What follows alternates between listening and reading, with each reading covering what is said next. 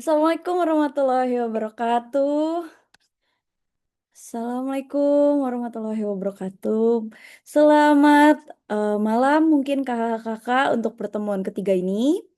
Jadi pertemuan ketiga kita akan mempelajari bab 5 dan bab 6. Jadi kita ada di Customer Relationship Management itu ada Salesforce Automation dan Marketing Automation. Jadi sebelum nanti kita akan membahas juga untuk UTS ya, kakak pertemuan keempat adalah UTS sehingga kakak harus mempelajarinya gitu ya. Jadi mengapa sih SFA itu perlu gitu ya? Salesforce Automation itu membantu agar sales people atau orang sales itu fokus untuk membangun hubungan dengan klien dan closing penjualan.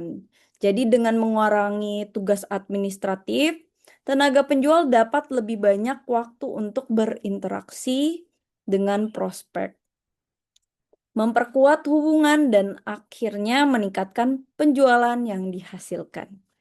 Apa sih Salesforce Automation itu gitu ya? Nah, Salesforce Automation itu juga kalau kita dapat bilang itu adalah produktivitas. Jadi kita akan melakukan efisiensi dari waktu kerja sales sendiri.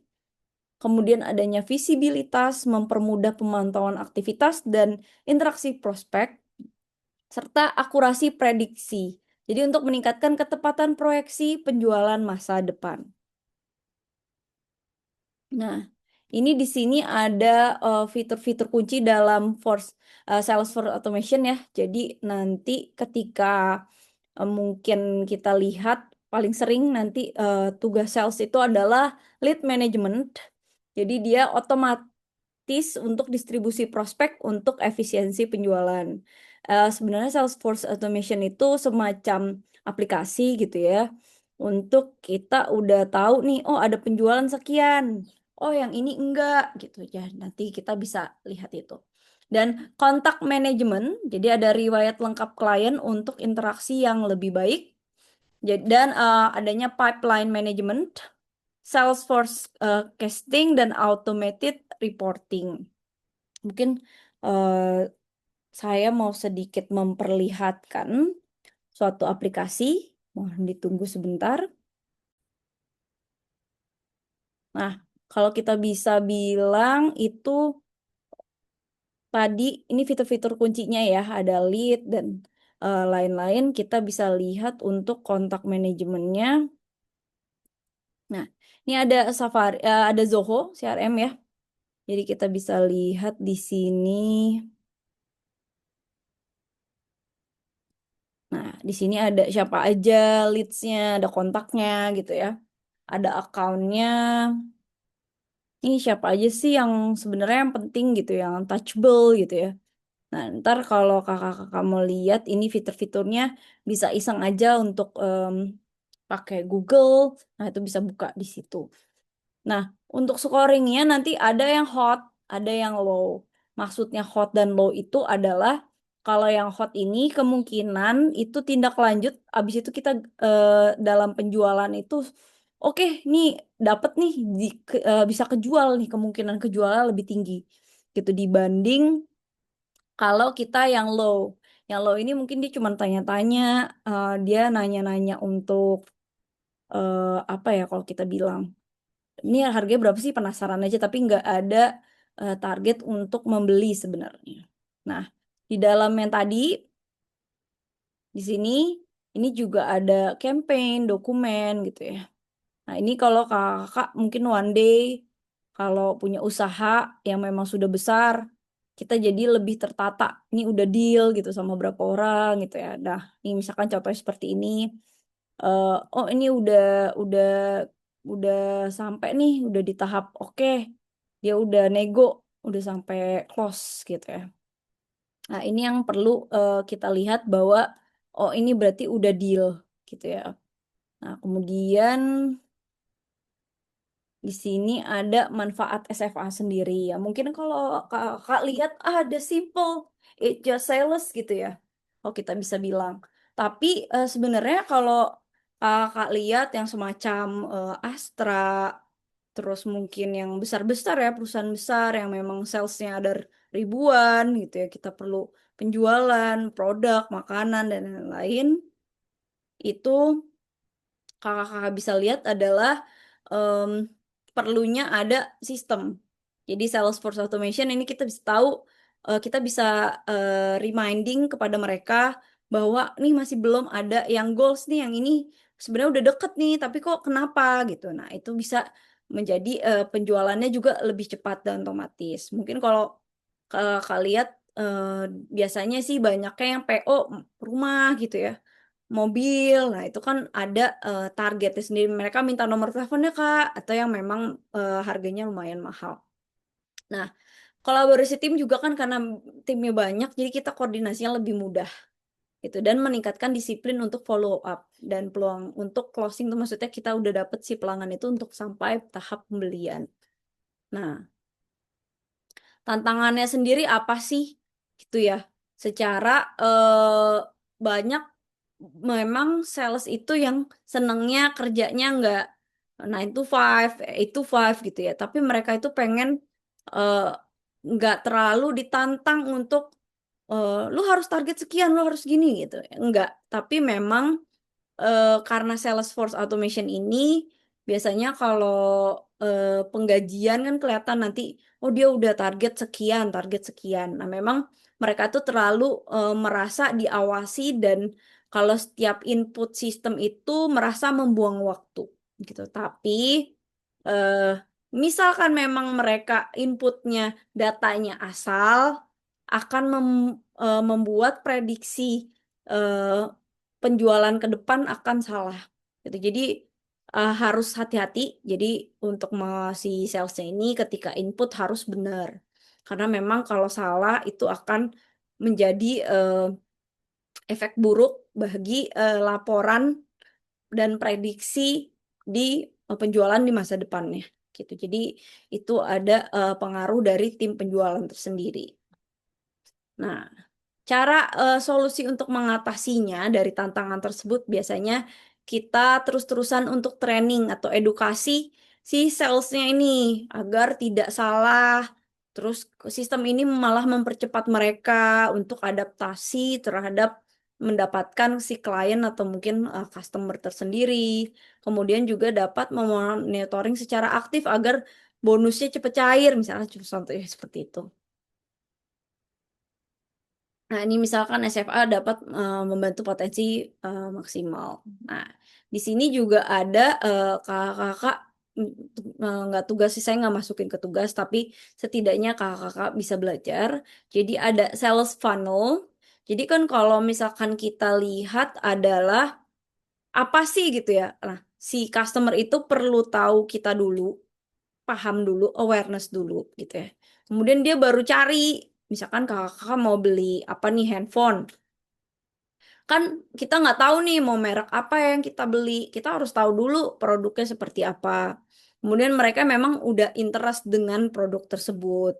Kita buatlah mereka tahu dulu misalkan kualifikasinya, kemudian harganya. Dari situ mereka sudah mulai intent untuk nanya-nanya.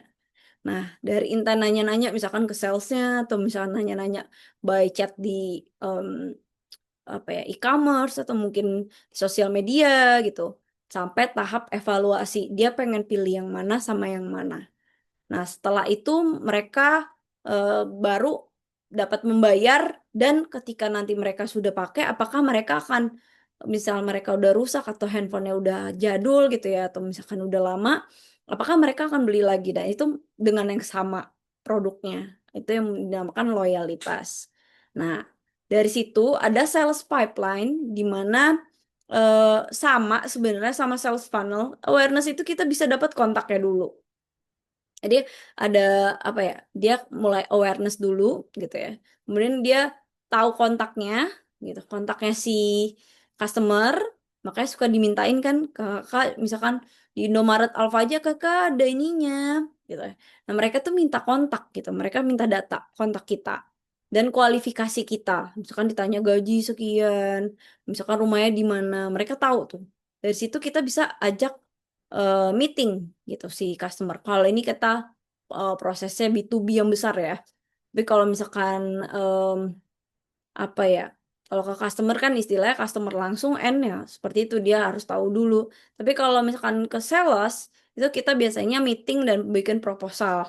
Nah, setelah proposal kita udah tahu nih kira-kira kita bakal closingnya seperti apa dan membuat mereka tetap membeli kita atau keep kontak sama kita untuk membeli produk kita yang barunya gitu. Jadi untuk memprospek mereka, caranya gini, pasti kita dapetin kontak, kualifikasi, kita meeting atau misalnya sering telepon atau apa gitu ya. Dan kita buat proposal nih produknya kayak gini Kak, ini produknya lebih bagus dari ini atau bikin video ya YouTube aja tuh mereka bisa istilah hitungannya proposal dan closing sampai tahap mereka pembelian. Nah, dari situ memang marketing automation ini adalah pemasaran yang efektif. Jadi SFA ini, Salesforce Automation atau Marketing Automation ini dapat efektif dan tepat sasaran. Jadi kalau misalkan salah input tadi bisa apa ya? Kita bisa bilang bakal salah gitu ya. Jadi di sini lanjut apa itu marketing automation? Tadi Salesforce ya. Tadi untuk penjualan, yang ini marketing automation. Nah, mengapa sih marketing automation itu penting gitu ya? Kalau kakak bilang tuh ada 60% perusahaan itu tidak efektif dalam komunikasi. Jadi banyak perusahaan yang gagal menjangkau target audiensnya. Jadi memang kalau kakak lihat contohnya motor Suzuki deh, itu kan sekarang mulai hilang banyak ya. Dan dulunya lagi hits banget. Nah, karena dia tidak efektif dalam berkomunikasi. Si tim marketingnya tidak tahu apa yang memang orang Indonesia inginkan di Indonesia ya. Mungkin dari segi model, mereka juga bilang ini modelnya jelek, tapi tetap aja pakai model yang itu. Yang membuat gagal untuk mencapai target audiensnya. Kemudian ada 75% manfaat dari skalabilitas. Jadi misalkan kita untuk meningkatkan efisiensi dan hasil pemasaran yang secara signifikan ya kita bisa lebih cepat lagi. Nah, ini adalah alur kerja untuk marketing automation. Pertama itu biasanya kalau kakak lihat, Kak isi formulirnya dulu dong Kak gitu ya. Maka pertama untuk memulai otomasi. Jadi kirim email gitu atau misalkan selamat datang, dikirim otomatis gitu. Nah, kan kita bisa lihat ya sekarang kita kalau e-commerce langsung connect ke email kita, langsung connect ke handphone kita gitu. Nah, tunggu 2 harian. Kalau misalkan dia nggak beli di e-commerce atau mungkin di website kita, nah itu bisa kita kasih berikan kupon untuk diskon agar mereka mau membeli produk kita. Dari situ marketing automation fitur utamanya kita bisa lihat ada email marketing. Jadi kita kirim emailnya, kakak bisa lihat email marketing di email ya. Itu ada advertising gitu. Nah, itu di situ email marketing semua. Nah, misalkan untuk mengguna relevansi yang lebih tinggi. Kemudian ada manajemen media sosial. Jadi otomatisasi tuh untuk interaksi sama si pelanggan kita. Nah, biasanya kita setup AI juga kalau memang yang berbayar untuk sosial medianya. Atau kita setting ketika ada yang bertanya ini, kita jawabnya ini. Agar memang nyambung dan jadi 24/7 ya, istilah 24 jam itu orang mau beli ada agar tidak lari lah ke yang tempat lain. Kemudian dari lead nurturing adalah proses mendewasakan prospek. Jadi memang ketika komunikasinya tepat waktu, relevan, mereka langsung, oh ya udah deh, nih Kak terakhir Kak, misalkan itu. Nah ya udah deh beli deh. Langsung nanti ada formulir khusus untuk mengumpulkan data prospek secara efektif. Ini tadi udah kelihatan di Salesforce Automation juga ya. Tadi kan udah ada tuh orang-orang yang prospek buat kedepannya akan membeli gitu.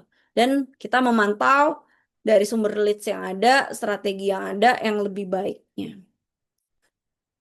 Nah, ini hubungan marketing dan sales sendiri. Jadi ada kualitas konflik sama konflik kualitas sama solusi otomatisasi. Jadi kalau di marketing nih telah mengirimkan leads ya tadi. Namun sales itu ngeluh bahwa kualitasnya rendah. Contoh nih ya, si market. Jadi saya mau jelasin dulu, marketing sama sales itu kerja beda. Marketing itu dia biasanya yang buat pamflet, kira-kira diskonnya apa. Mereka tuh strategi. Sedangkan sales ini adalah yang penjualnya, gitu ya. Mereka yang menjual. Biasanya sales boy, sales girls, gitu ya. Nah, itu yang bisa mereka anggap yang si marketing buat strateginya kurang baik dibanding mereka yang tahu lapangan, gitu. Jadi memang banyak yang ngeluh si sales ini kepada marketing bahwa leads yang dikirimkan itu menghambat penjualan karena nggak sesuai dengan strategi yang orang suka gitu. Misalkan contoh seperti itu.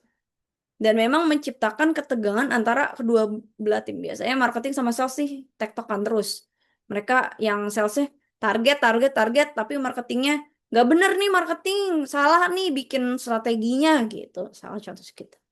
Nah, kemudian ada solusi otomatisasi. Nah, karena implementasi marketing automation dan lead scoring ini, jadi leads-nya lebih berkualitas atau leads itu kita yang di dalam depan itu untuk nah kira-kira apa sih diskonnya yang di depan gitu ya. Contohnya mau pilih diskon 50% atau buy one get one gitu. Apa sih yang membuat orang itu tertarik padahal sama aja sebenarnya belinya diskon 50%, yang satu beli satu gratis satu gitu. Tapi memang meningkatkan efisiensi dan produktivitas tim juga. Jadi nanti misalkan kita nggak perlu admin-admin lagi, tapi mereka udah ngantri sendiri dan itu udah berlangsung. Nah, nanti tinggal masuk tim produksi atau mungkin tim yang untuk menyampaikan gitu. Jadi lebih cepat dibanding kita nggak punya sistem. Nah, ada risiko dari karena marketing ya kita kan ketika nanti customer nanya langsung cepet gitu ya salesnya juga. Nah, di situ ada risiko kalau kita pakai AI terkesan robotik gitu, terhubung pelanggan tapi nggak to the point dan pelanggan mau minta apa nggak bisa jawab, akhirnya membuat itu membosankan dan membuat pelanggan itu ngerasa ih nggak bener nih, ya udah deh pindah ke tempat lain yang adminnya nyala gitu ya, memang bisa jawab pertanyaan saya gitu. Nah, ini juga ada juga kesalahan si customer biasanya ngirim datanya nggak lengkap. Jadi memang ada kesalahan pengiriman gitu ya, membuat efektivitas kampanye jadi salah. Contoh ya, misalnya kakak-kakak nggak punya anak tapi dikirimnya popok bayi untuk diskon gitu, Pampers popok bayi. Nah, itu yang bisa mempengaruhi data pelanggan. Jadi pelanggan, apaan sih nggak jelas banget gitu. Kok ngirimnya data pelanggan dan lain-lain gitu. Dan itu yang juga membuat beberapa anggota tim mungkin merasa takut kehilangan personalnya dari pemasaran otomatisasi ini. Jadi memang adanya keraguan untuk meningkatkan adopsi teknologi tersendiri. Nah, kemudian pentingnya personalisasi. Jadi memang untuk nama pelanggan kita perlu untuk meningkatkan keterlibatan, menawarkan opsi untuk berinteraksi dengan manusianya juga dan membantu menjaga hubungannya. Berarti. Nah, tips untuk implementasi. Jadi nanti kalau one day kakak-kakak mau buka usaha atau apa yang besar ya, kita perlu ada langkah-langkah. Pertama, kita pasti harus rancang alur kerjanya. Mungkin kalau untuk sales gitu ya, untuk itu kita perlu sama marketing ini kita perlu yang memang sederhana karena mereka biasanya yang dibutuhkan itu tidak pendidikan tinggi tapi yang memang pintar untuk target ke customer aja. Nah, kemudian gunakan data pelanggan. Nah, itu kita bisa untuk meningkatkan pengalaman personalisasi. Jadi pantau nih hasil kampanyenya, kemudian buat mereka memilih gitu. Jadi berinteraksi dengan manusianya tersendiri. Nah, oke. Mungkin di sini